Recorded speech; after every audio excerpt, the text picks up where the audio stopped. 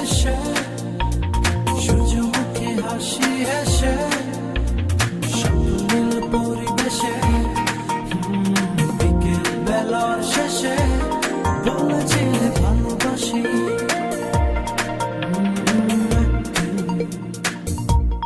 তারই পর থেকে ভালোবেসে তোমাকে দিনকে বলি রাত, রাতকে বলি দিন, এভাবে